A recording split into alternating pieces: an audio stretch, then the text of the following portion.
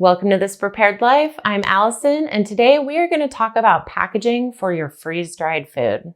Welcome to my homestead kitchen. We freeze dry a lot of food. I have a past video all about some of our favorite things to freeze dry. And I also have a story highlight over on Instagram that really dives in deep into our freeze dry journey. So check that out if you want more information. Today, we're going to talk about how to package your freeze-dried food. One of the questions that I get all the time is, do I have to use Mylar? And the answer is no. If you are going to be eating that food in a short amount of time, then go ahead and use jars for your pantry storage.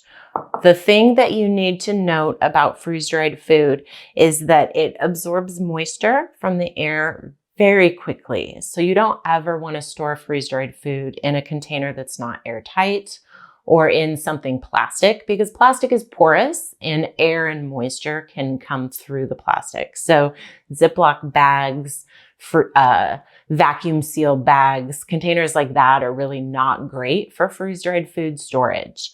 Glass jars are perfect, and Mylar bags are also perfect for freeze-dried food.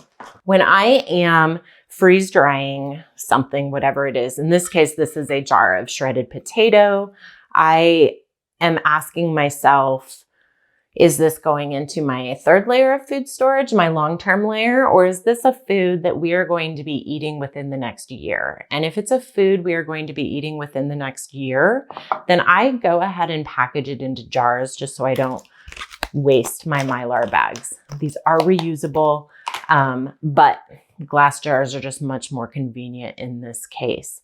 Glass jars do let light through, and light is one of the factors that impacts food storage. So you do need to protect your jars from light in some way.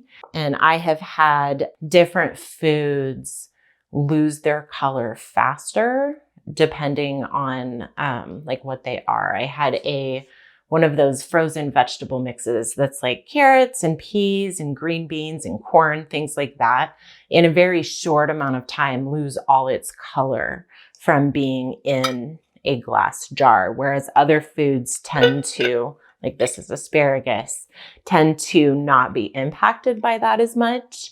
So it really does depend on your food and your storage space and how you are storing it.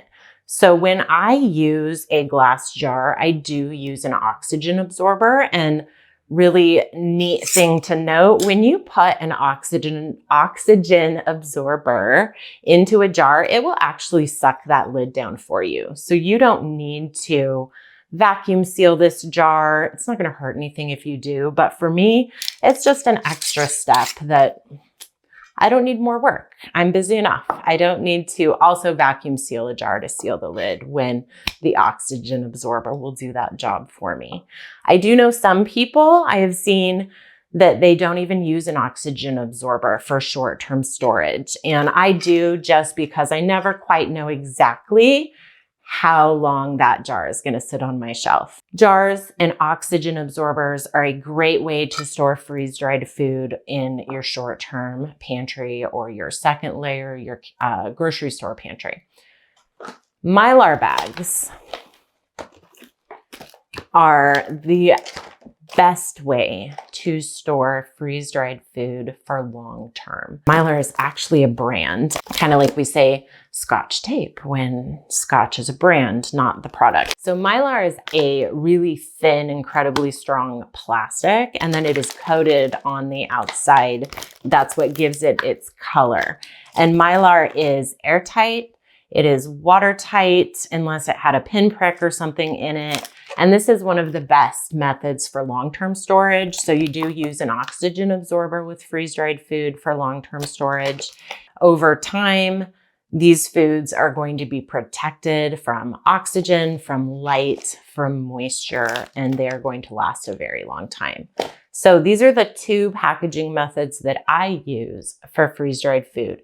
Glass jars with oxygen absorbers for short-term storage, and Mylar bags for long-term storage. And Mylar comes in all different sizes. These are great little bags to use for snacks. This is some strawberries. If you need Mylar, I will put a discount code in the description for you. I hope that was helpful to you in how to store your freeze-dried food in your prepper pantry.